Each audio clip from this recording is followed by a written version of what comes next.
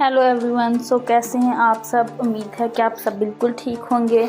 आज हमारी क्लास होगी नेल फिक्सिंग की और फिर ऊपर हम लोग प्रॉपर जेल कलर करेंगे। ठीक है, काफ़ी दिनों से हमारी क्लासेस मिस हो गई थी जिसमें हमने बस नेल फाइलिंग की ही क्लास दी थी, पर अब हम लोग नेल फाइलिंग की हमने आपको स्केयर की भी दे दी थी क्लास, राउंड की भी दे दी थी क्लास और कोफन की भी क्लास हमारी हो चुकी थी। ठीक है, अब आज हम लोग करेंगे प्रॉपर नेल फिक्सिंग। ठीक है, नेल फिक्सिंग से पहले आपने क्यूटिकल्स करने हैं, पुश करना जैसे कि अभी आप वीडियो में देख चुके हैं। बहुत ही इजीली आपने नेल्स को, स्किन को सारा पुश करना, क्यूटिकल्स जिधर जिधर आपको लग रही है वैसे क्यूटिकल पुश करने। देन आपने क्यूटिकल्स पूरे हाथ के इजीली बिल्कुल कट करने। ठीक है, क्यूटिकल्स आपने ज़्यादा नहीं कट करने, आपने कोशिश करनी है कि क्यूटिकल्स उतने ही कट करें जितनी ज़रूरत है, ज़्यादा सॉफ्ट क्यूटिकल कट नहीं करने।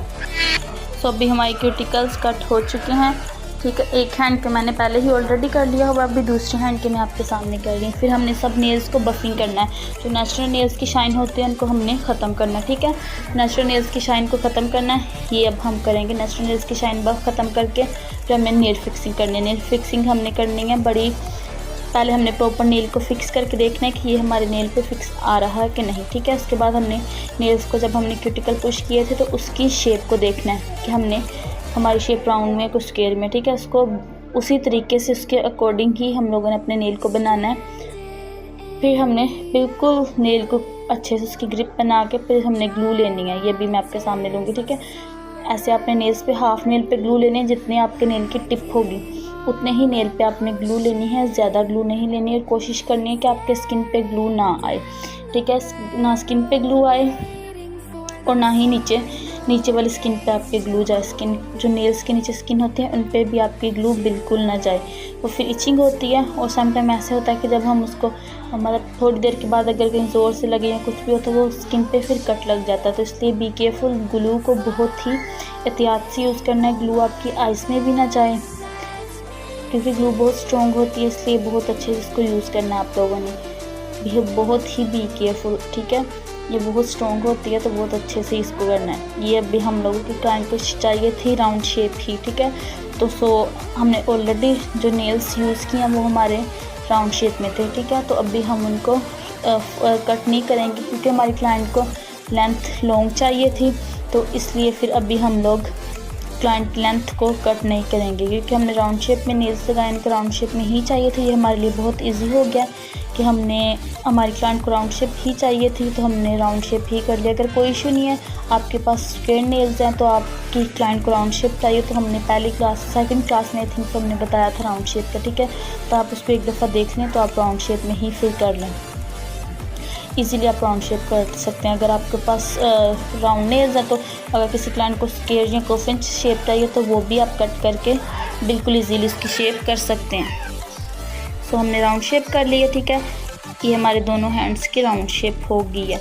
इसमें बहुत इजी होता है, लाइट सा एज को नीट करना है हमने और राउंड शेप हमारी ऑलरेडी तो हुई है, बस उसको थोड़ा सा नीट करना है और फिर हमारी शेप हो जाएगी। कोई इशू, अगर आपके पास स्क्वायर है स्क्वायर पे भी आप इजीली कर सकते हैं। लाजमी नहीं कि आपके क्लाइंट का राउंड शेप ही चाहिए तो आप राउंड नेल्स ही लगाएं, नहीं, आप अपनी क्लाइंट के नेल्स जैसे भी आपके पास जो भी अवेलेबल हैं आप फिक्स कर लें। डन। ठीक है, अभी हमने शेप कर ली है। शेप के बाद आपने लाइट सा, हमारे पास होता है ब्लैक बफ, ये डिफरेंट होता है, कुछ पिंक कलर्स में होते हैं, कुछ ब्लैक कलर में होते हैं, कुछ ग्रे कलर में होते हैं, तो इनके डिफरेंट कलर्स होते हैं। ठीक है, इसको आपने सब नेल्स के ऊपर, इन नेल्स के ऊपर भी शाइन होती है। जेल कलर की एप्लीकेशन से पहले हमने इन नेल्स की शाइन को भी ख़त्म करना होता है, इसलिए सारे नेल्स पे अच्छे से बफिंग करनी है। और नेल्स के हमने फाइलिंग की हुई है ना, तो फाइलिंग के साथ भी इनको अच्छे से बफ़ करना है, वो नीचे से बिल्कुल स्मूथ हो जाएं और आपको लगें ना। ठीक है, अभी हम आज करेंगे जेल कलर की एप्लीकेशन। जेल कलर की एप्लीकेशन बहुत ईजी है, इसमें कोई टफ़ नहीं है। आपको बिल्कुल जैसे मैंने आपको बताया था कि आपको कलर लेना बिल्कुल थोड़ा सा, क्योंकि ये कलर बिल्कुल थिन होते हैं और इनकी एप्लीकेशन करना बहुत ही ज़्यादा ईजी होता है।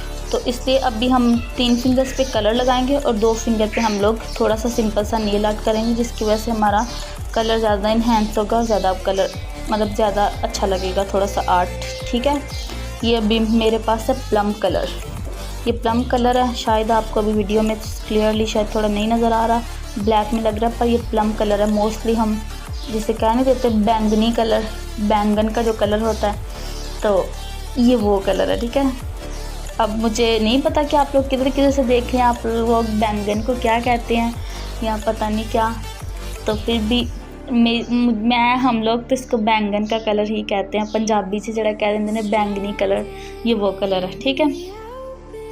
उम्मीद है कि आप सबको मेरे कलर की समझ आई होगी कि अभी हम लोग कौन सा कलर करें। साथ हमने एक लाइटर बेस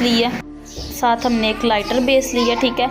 लाइटर बेस के साथ हम लोग करेंगे नेल आर्ट। फर्स्ट कोट को आपने ड्राई करना है यूवी लाइट में 60 सेकंड्स, ठीक है। जेल कलर को ड्राई यूवी लाइट में ही करते हैं और इसकी एक्स्ट्रा शाइन होती है, ज़्यादा लॉन्ग लास्टिंग होता है और इसकी फिनिशिंग बहुत अच्छी होती है। आपने फर्स्ट कोट करना पहले बहुत थिन सा, ठीक है। उसको अगर साइडों पे लग भी जाए तो आपने बहुत अच्छे से उसको क्लीन करना है और यूवी लाइट के बगैर ये ड्राई नहीं होता, ये माइंड में रखिएगा। और ये अच्छे लॉन्ग लास्टिंग चलते हैं। अगर आप एक दफ़ा एक बोतल परचेज़ कर भी रहे हैं ना, तो वो एटलीस्ट आपकी कोई 3 मंथ तक इससे ज़्यादा चलेगी। तो इसलिए आप कलर्स को कोशिश करें कि ज़्यादा जेल कलर्स ही अपने लिए लिया करें, जेल कलर ज़्यादा अच्छे होते हैं, ठीक है। अभी आज हम करेंगे थ्रेड से नेल आर्ट। ये देखिए थ्रेड पे पहले आपके पास कोई बॉक्स है या कुछ भी है, इस पर लाइट सा कलर ले लें जो आपको चाहिए। ये कलर अभी मेरे से गिर गया था थोड़ा सा, तो कोई बात नहीं, मोस्टली ऐसे हो जाता है, ठीक है। थ्रेड को लेना है आपने और आपने फिर फिंगर पे इसको अपनी जिस भी डायरेक्शन में आपको फ्लावर चाहिए या कुछ भी चाहिए उसी डायरेक्शन में लेके, ये आजकल मैं देख रही थी टिकटॉक में ना, मतलब काफ़ी ये चल रहा है अभी, तो ये बहुत इजी भी है, अभी बहुत इजीली ये हो जाता है और इसकी बड़ी मज़े की लुक आती है। इससे बड़ा फ्लावर ना बहुत ही नीट और हो जाता है। ये अभी ये वाला जो बना, ये वाला कुछ अच्छा नहीं बना, तो देन हमने इसको रिमूव करके, मुझे कुछ अच्छा समझ में नहीं था आया, फिर रिमूव करके हमने चेंज किया इसको इस डायरेक्शन में।